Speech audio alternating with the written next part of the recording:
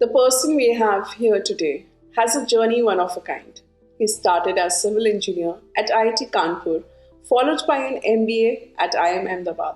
His versatility speaks for itself with his experience as a tech analyst who went on to become a financial management consultant to start the first real estate unicorn. Yes, we are referring to NoBroker and one of its founders, Mr. Amit Agarwal. NoBroker started with an idea formed by unanimous experience of the co-founders, a tedious and tiring house hunt process. So let's move on to a conversation with Mr. Amit for deeper insights on what NoBroker is and what it stands for, and how their journey has been so far. So Amit, how the year 2020 has been for you personally and professionally? Professionally, the year has been pretty amazing because finally this year has been the year in which was largely free of COVID. The earlier years were pretty turbulent because of COVID. Real estate did pretty well. We have become a one-stop shop and we can talk more about it. That worked really well. And personally, I think happy to be out and traveling a bit, finally out of confines of home. People traveled a lot last year then. Yeah, yes. So Amit, NoBroker biggest disruption from my eyes has been the impact on rental transactions. A much needed need gap for that category for sure. But I'm often told by big players to stay away from that segment due to unit economics. And reading your juncture of financial year 2021, somewhere I felt the concern is real, or you have started, bucking the trend. No, I think we have started bucking the trend, and I will tell you why. Because on a variable basis, we are profitable in Bangalore city and Bombay city. Yeah. Our hypothesis is that, many other platforms before us, they had physical people on the ground to show homes, to onboard properties. We have zero physical people on the ground. Ours is a platform which works more like a Facebook, in which owner posts his property, so the content is not ours, and the content consumption is being done by a tenant or a buyer, basically. So both of them are dealing with each other, and we have paid plans in between, and that also fully optional. So a small percentage of our customers use them because they are premium and they basically help them reach their goal faster. Otherwise, you are most welcome to do it free of cost. Our going hypothesis is that when a street side broker, and you can see street side broker across the country, I think more than 1 million of brokers, all of them are profitable, all of them. So there is no reason why a technology based platform cannot be profitable. We will be profitable. We are moving towards a direction. And my hope is that in the next 18 to 24 months, we will be profitable. The only reason why we have to spend now and burn cash is because we are adding many categories. So we basically, for example, added home interiors. So we had to establish the physical experience center for that. So many of these services require initial capital. So adding to your answer that you're adding, a lot of verticals in your NoBroker, I wanted to speak about NoBrokerHood journey. So could you summarize for our audience in terms of the numbers and, the impact it has been making, especially in the whole rental market dominance? Is NoBrokerHood turning out to be the go-to market strategy? Okay, great to know. Good to know. I think people who ask me NoBrokerHood question, I assume that they have done good. They have good knowledge about NoBroker. They have done good research. So thanks for that. So NoBrokerHood is an extremely key element of our overall strategy. What NoBrokerHood, we are around 15,000 societies, if I'm not wrong, and across millions of homes. What NoBrokerHood allows us is two things. One is, of course, it solves a big customer problem in terms of security, in terms of maintenance bills, and so on and so forth, which is great for urban India. Second, on a longer term basis, it allows us to reach out to our customers on a more consistent basis. So while NoBroker you use for once in a year, NoBrokerHood you use multiple times in a day. So NoBroker remains in customers' memory much longer, much deeper. And these are the customers who eventually funnel into NoBroker as a real estate customer. So we have been investing in this vertical for the past 4 years now, and we are going very strong.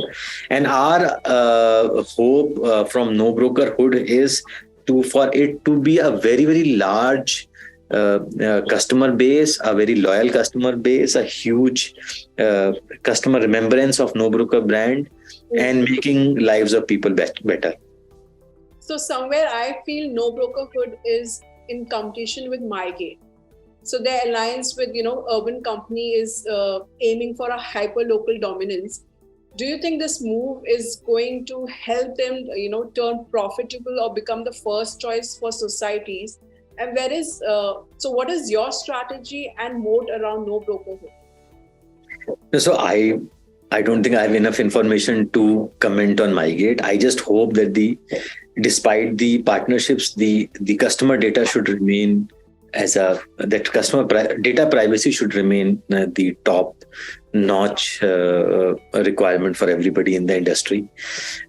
Given that NoBrokerHood, the only reason why any society will use NoBrokerHood is if the product is better than everybody else. Yeah.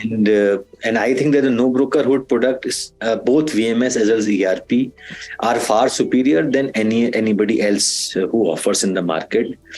The customer service that we offer, the concern for the client, you basically call us in the middle of the night that the app is not working, and we basically make sure that we listen to you and we sort it out. I think that customer centeredness is very high in NoBrokerHood. I think that's the only reason why customers will continue us for long. So that is a thing that we are focusing on. Okay. So tell me, in terms of, we have spoken a lot about the Proptech, but in terms of, you must have noticed last year, repo hike rate has impacted the home loan rates. So do you see what kind of trend you would be noticing this year? Would it affect your residential market? So there are two things. One is whether the rates are high or not, and second, where do I see it going? So to answer the first question, our repo rate right now is at 6.25%.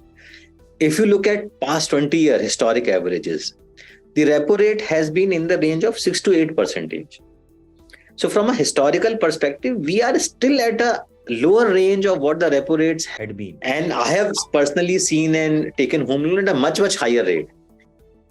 And for a 20-year cycle, the rates are not high.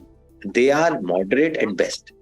So first of all, the rates are not high. And hence, despite these continuous increase in rates in the past year, there has been no impact in terms of either home loan or offtake or be it sales of flats. In fact, if you look at the credit growth of banking industry, it was pretty muted in the year 2020-2021. And now is the time when you are seeing the credit growth. The banking industry as such has huge amount of deposits, but not good avenue to give credit. And home loan is one of the safest assets out there. That is why today all the banks are basically more than happy to give credit. So one is this.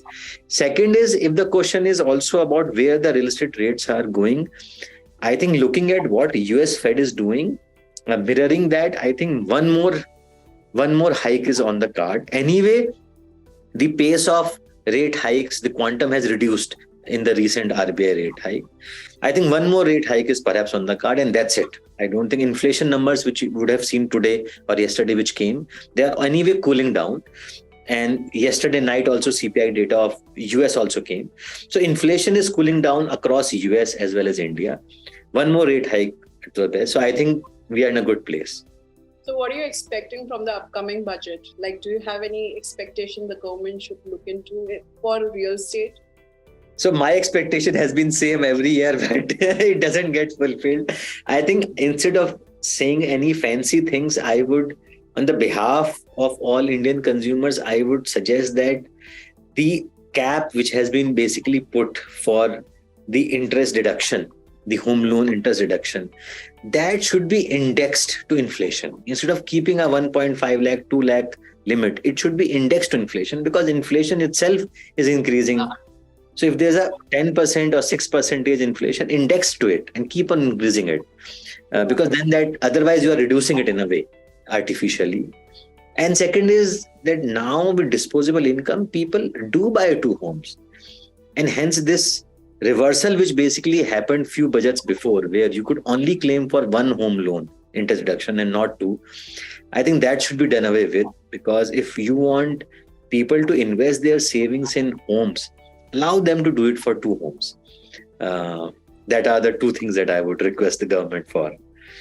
So how has been your strategy, to get your customer pay their rent while your platform playing out? As a customer acquisition, the strategy is pretty good.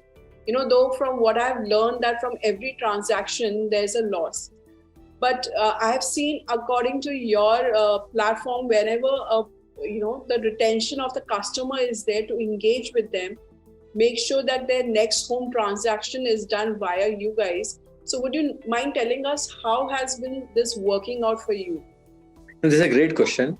So what basically rent payment allows us to do is give us a huge amount of insight into customers' behavior. So for example, if you have been paying rent for say 10 months on NoBroker platform, and on 11th month you discontinue, then we know that you are the right customer for us to be engaged for your rental needs, for your real estate needs. And in case you have just started paying rent, then perhaps you're a new customer who has its own need, be it painting, be it movers. So we are now offering myriad services across the real estate journey. And I think this basically, first of all, it engages customers with us on a monthly basis, which is awesome for us. And second is that this gives us this important information as to when is the right time for us to remind you about ourselves. Okay. So I've been also noticing, NoBroker team is now actively seen in primary market sales too. So would love to know how much is this part of the business contributing to overall revenue share? And this market is currently already very cluttered. So do you see this segment playing out for you in the future? So the revenue from this segment keeps on growing every month. We are very, very enthusiastic about this vertical, and the way in which we have thought about this vertical is a little different. So we don't do ads of brokers, or anyway, brokers is not possible, of even builders on our platform. So if you go to NoBroker platform, unlike other platforms which showcase the ads, we make zero ad revenue, and we do not put any ads of any builder. Our objective is more like a solutioning. So a customer comes on NoBroker platform and says that, hey, I want an apartment. We tell him that we have these many resale apartments that you can choose from. In case he says that, no, I want a freshly built or under construction builder apartment, then we have tie up with a lot of builders, as you mentioned, in the primary sale, and then we connect the customer to the builder. And then for that, we take a fees from the builder. Another thing which is very different from us is that many of the players in this industry have had issues of account receivables, builders not paying them on time and so on. We book our revenue only when we get money from the builder. We don't book any revenue in our books until the cash hits our account. So we are very, very careful about that aspect. And as far as builders are concerned, see, what do they need? They need genuine customers coming to us. And at NoBroker today, we are getting more than 6 lakhs new customers are registering on NoBroker every month, which basically, and till now, in the history of NoBroker, in the past 8 years, we have cumulatively 2 crore customers. Now, 2 crore is itself a very good number. We are only in 6 cities, and having a 2 crore customer base is good. But look at the 6 lakh number. 6 lakh monthly basically means 72 lakh new customers per year. So we basically added 2 crore customers in 8 years. But now in every year, we are adding 1/3 of the customers. So the pace of growth is really exponential. And so we basically offer a platform which has a very high traction, very high active users. And that is very beneficial for either the sellers, be it resale sellers or be it builders. So could you explain me your revenue model? Because I was going through the financial year of 2021, where they have shown how much subscription NoBroker is getting the revenue from that particular segment, also from the NoBroker Pay.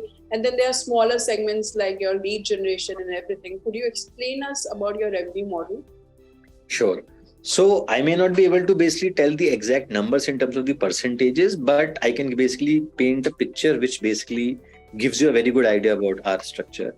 So our primary revenue source is real estate, which basically has where the biggest component is in terms of the uh, uh, paid plans that customers purchase from us. So for example, if you're an owner, you can post your property for free or no, there's no problem. But because there are many people who are posting properties on NoBroker. In fact, close to 3 lakh properties are being posted every month. And if you want your property to be on the top slot, then there is a paid plan, which is anyway a fraction of what a broker would have charged. And similarly, for tenant and buyers, there are some premium facilities for which there's an optional paid plan. Now, many of the customers use this and their properties get rented out faster because of obvious technological reason, and so on and so forth. So this basically forms the biggest chunk.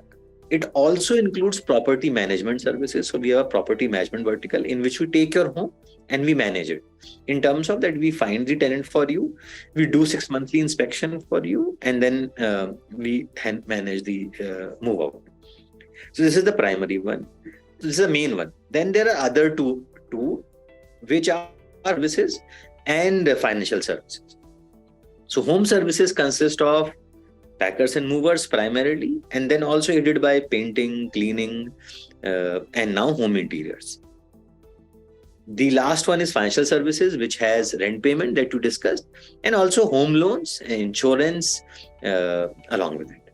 There are few Proptech founders that have approached us and told us about their certain restriction or certain grievances that they face when they go for fundraising, especially if their ideas, and why I'm asking this, because you have faced the same, especially if their idea is not a replicate of already existing model B in global market, US and China, and they come up with new ideas in India and try to pitch to investors, they are very hard to convince the investors. So what would be your key insight to help these entrepreneurs to help in raising fund, especially if their model is not there as a replica in global market? So I think this is something which we struggled with, and perhaps we even struggle with now, because when we first approach investors, they said, who are you copy of, or whom are you inspired with in US or China? Are you a Uber of something? You are Amazon of something? Mm-hmm. And answer is no, we are not inspired by anyone else. We are solving a very India specific problem.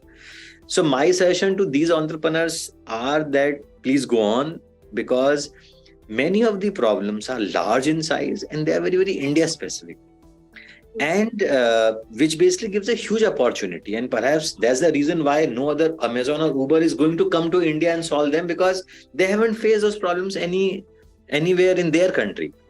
So there's a very beautiful opportunity. Other companies from other countries are not going to come to India.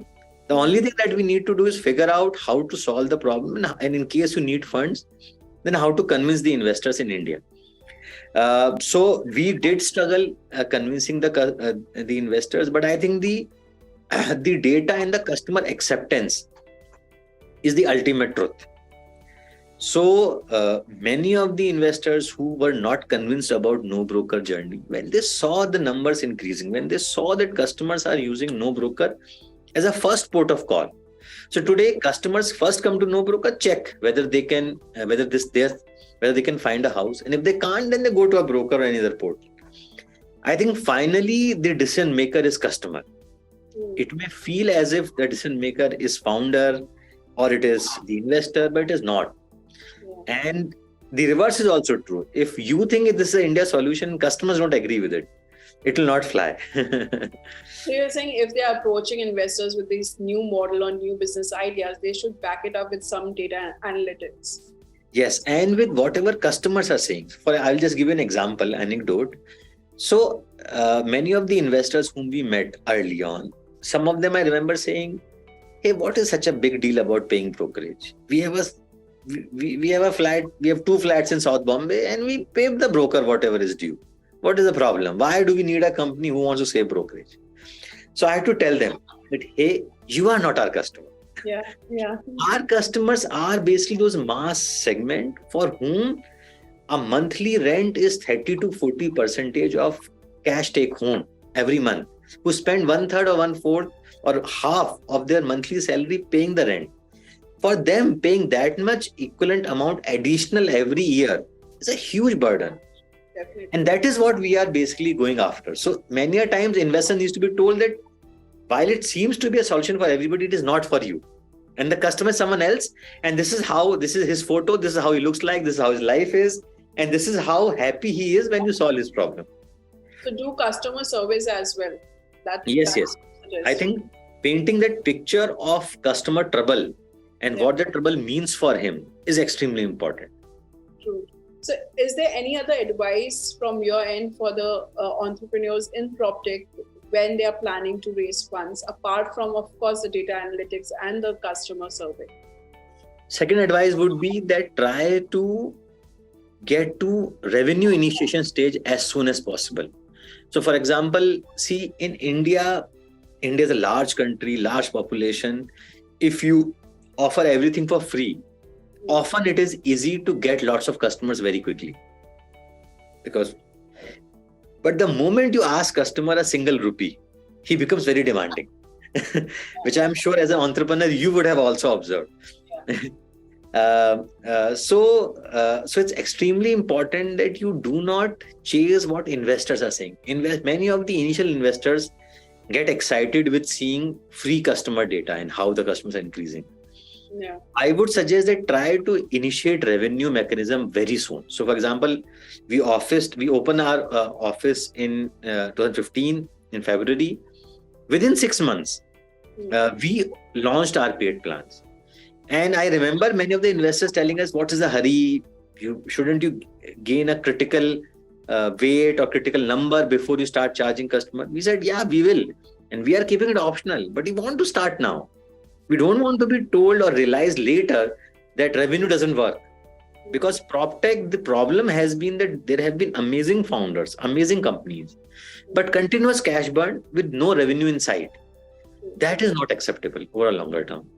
So tell me, we have spoken about the PropTech entrepreneurs, and I'm sure you must be observing so many PropTech companies that are entering in Indian real estate market. Is there any particular companies that you are following and you admire? In which space? In PropTech space, in India. See, in PropTech space, I admire every competitor in general.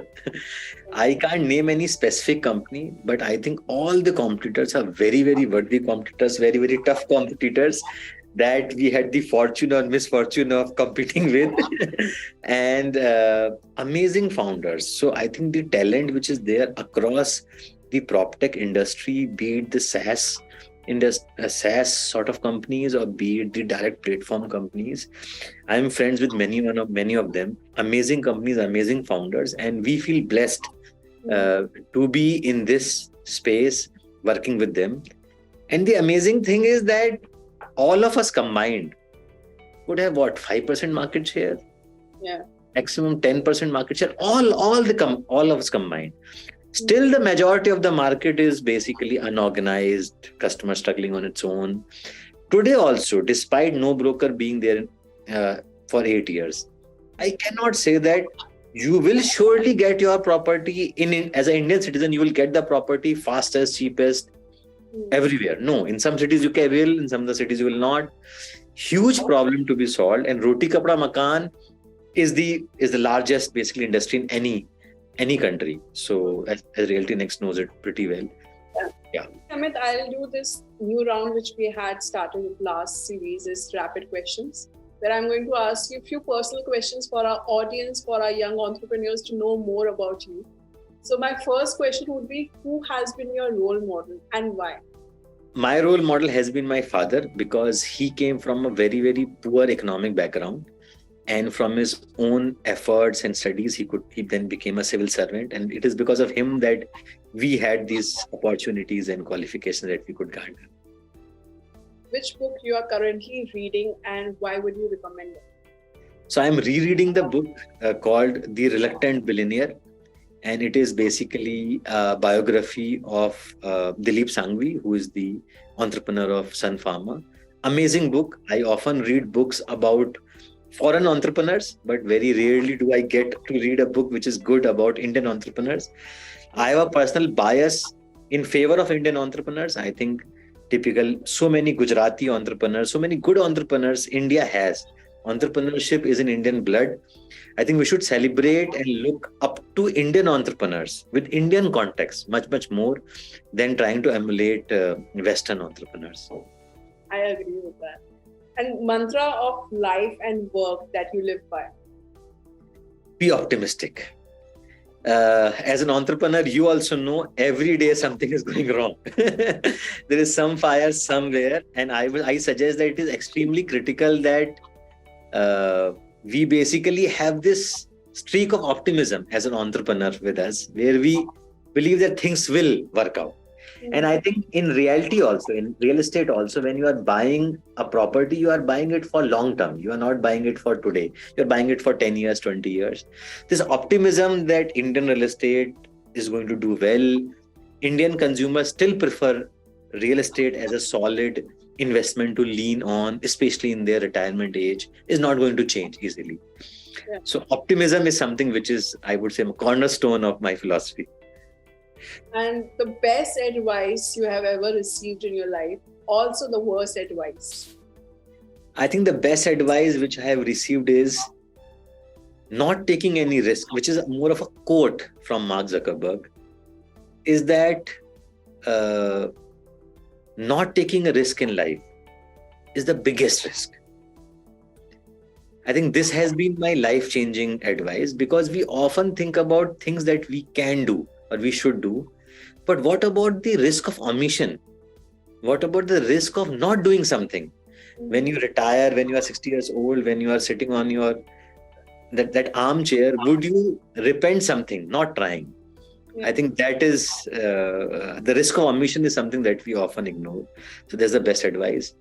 Worst advice, I don't think I remember. I think I did not heed to it, so I don't remember. Okay.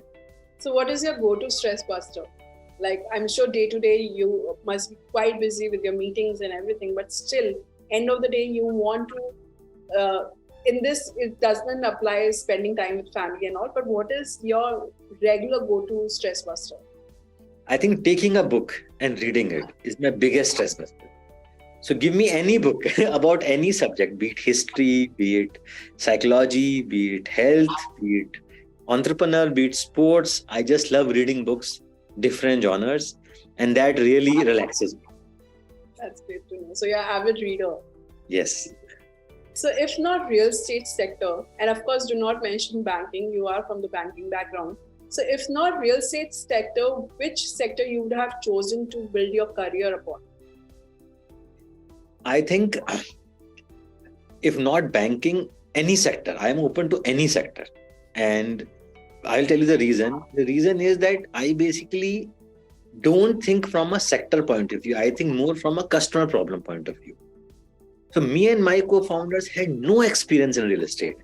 So when we decided on NoBroker, the thought did not cross our mind that we entering into a real estate sector which is not which is considered dirty, or which is not considered professional, or which is not considered for an IIM guy to join. No. That thing people told us later. The thing which basically appealed to us was the problem. That why should I? So I was living in an apartment and I was trying to change a home. I couldn't find it. And later when I went through a broker, I found the home 2 floors above where I was living. And like, what is this? I can't find a spare home in my own building. This is the level of entrenchment that a broker has done in our lives. Yeah. And the brokerage has done in our lives. So I think the problem is what appealed me. So had it not been real estate, I think any other sector, the problem should have been appealing. But Amit, I've noticed in past 2 years, a lot of engineers have got into real estate. Yeah. So you guys have in certain way impacted that, because earlier youngsters even parents used to look into real estate is not a good business. You know, it's very unorganized and everything doesn't seem, right. Everything's in gray area, but that has changed. A lot of the IIT guys or the IIM guys are entering into real estate. No, you are right. And without taking the name of the founder of the company, I would tell you an anecdote that I met a real estate founder, and he told me that when No Broker became a unicorn in terms of valuation, they had a cake cutting ceremony in their office as a celebration towards the real estate sector. Because think about, as I said, roti kapda makan. Think about roti, that two food delivery companies are above $10 billion valuation. Think about kapda, which is basically Flipkart, Amazon. These companies are by basically $20 billion valuation just in India. And then look at makan. We have only one unicorn right now, but the industry is as large as any other industry.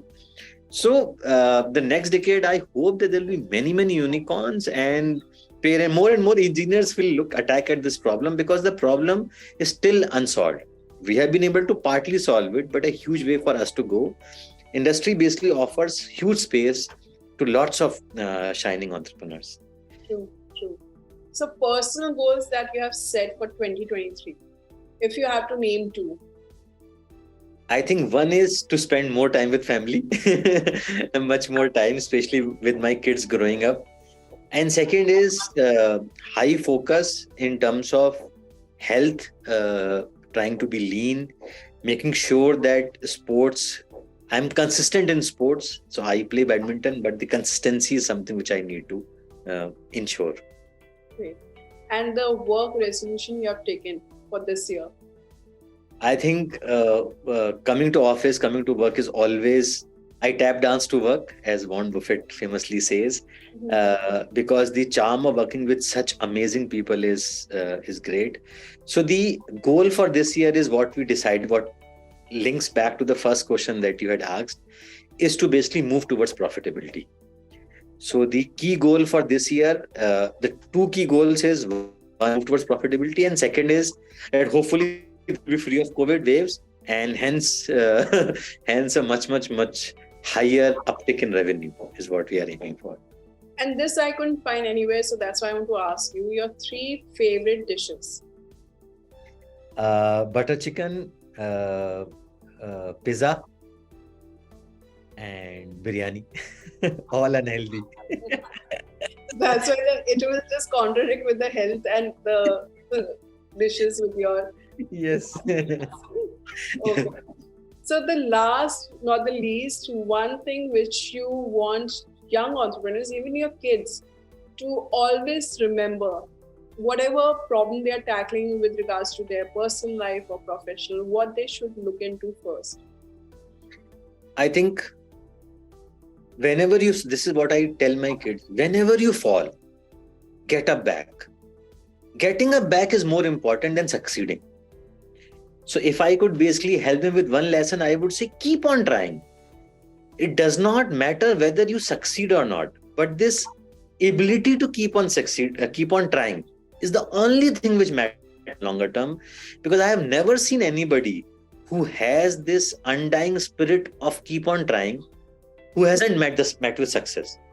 I think success comes with you sooner or later, and we might be talking and you might be basically, the audience might be thinking that I am some special person, but I am not. I basically when I was in IIT, I was an average ranker in IIT. When I went to IIM Ahmedabad, then I got average grades. And when I joined, of course, I still belong to an IIT IIM situation, but my career was cruising normally, which an average person would have. But I think the spirit of continuously trying is the one which basically matches with the opportunity, and then you get a chance to leapfrog from where you are. So perhaps that is what I would suggest. No, I agree. That's like a universal mantra as well, because you need to keep on going. In our entrepreneur journey or in any scenarios, we have to keep going. There'll be a lot of hurdles, there'll be a lot of struggles. And there'll be a moment where you would have that weakness. Why are you doing this? Let it be. There's nothing, no return coming. So at that moment, I think you should still push yourself and still go ahead. Yeah, correct. And every entrepreneur, I think audience should remember, should know that entrepreneurs like both of us might seem confident on this talk, but all of us are anxious, all of us are fearful of what wrong can happen. All of us are insecure at some level. So these feelings don't go away when you are running something of your own, because then you are responsible for a much larger team than what you were earlier. So we go through the same troubles, same emotional upheavals, perhaps even more than what anybody else would. But the only differentiator is we had a cockroach. We always have had a cockroach philosophy that we will not die. So no, apart from our seed investor, no other Indian investor invested in us from 2015 to 2019 for 4 years. No Indian investor invested in us. Everybody said that no, we have already burnt our hands in previous attempts at real estate, but we just survived. I think showing up to work and surviving is half the battle won. Last but not the least, I'm sure you would have noticed in real estate, the women entrepreneurs are pretty less.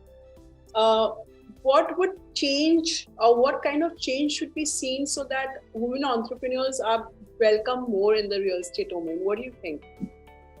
I think it is perhaps just a mental block. See, my wife is my IIT Kanpur batchmate, Priyanka, and she's far, far more intelligent than me. I have studied in IIT. I have been beaten by women all throughout my life, be it in terms of grades or be it in terms of profession. So I think it is only about why more people are not trying. See, today I would say even in the investing community, there is a very strong thought of how to encourage more women entrepreneurs.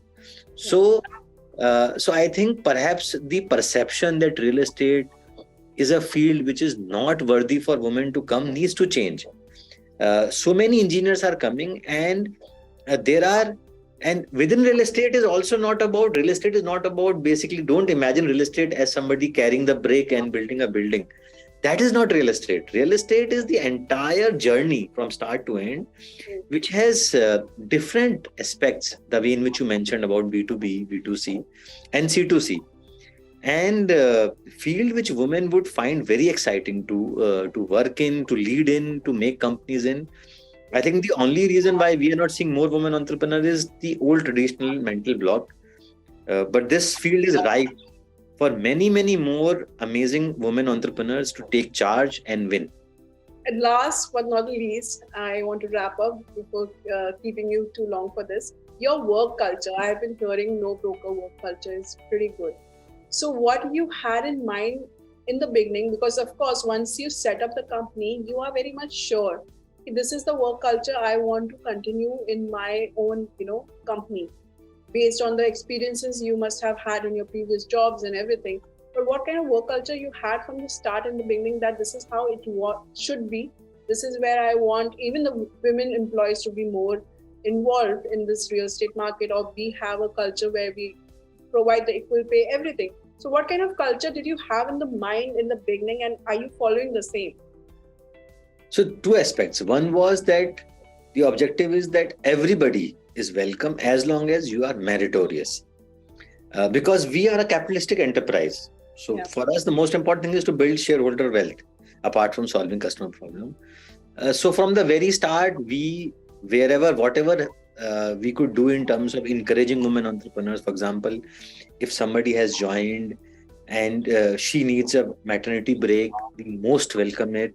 We support her to make sure that even in the months where she needs our help, work from home, taking longer leaves, everything we do to make sure that she can join us back. And that happened successfully many times. Ensuring, for example, in office, ensuring that if we don't feel that it is safe to travel in night alone after say 9 p.m. or 10 p.m.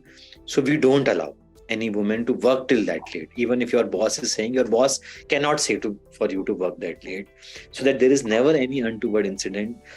It makes my heart extremely happy to see that many of the women in whose family a woman has never worked before.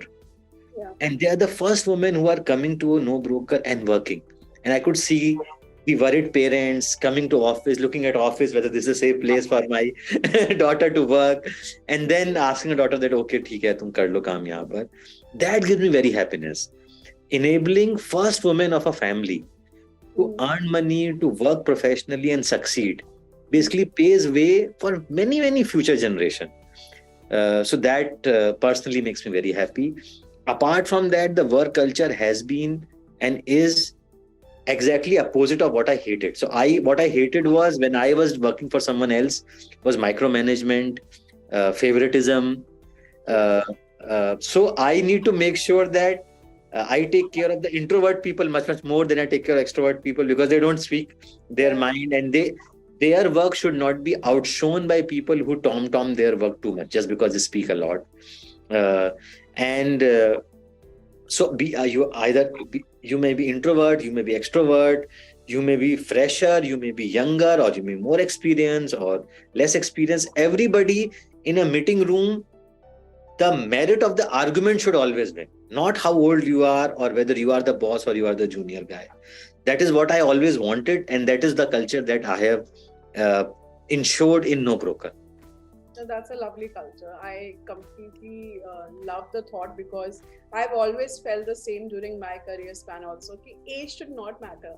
Like, even if I'm young and I'm telling the older person that this is not right, it should not matter. The merit, as you said, what is the merit in basis of how the debate is going, or what facts are coming, that should be looked upon more than what age, what experience is coming on the table. Yeah. Thank you, Amit, for joining us on Let's Talk Business series at RealtyNXT. It was lovely having you and having to know more about NoBrokerHood and the insights from you. No, I enjoyed this discussion a lot. Thank you so much for having me. I think the questions also that you asked were very, very deeper in terms of the subject content, and I think it must have added a huge amount of value to the audience. Very, very well-researched questions. Not the typical run-of-the-mill questions that many other people ask me. So thank you for doing so much of research and so much of deep groundwork for No Broker. Thank you so much. Thank you. Thank you, Amit.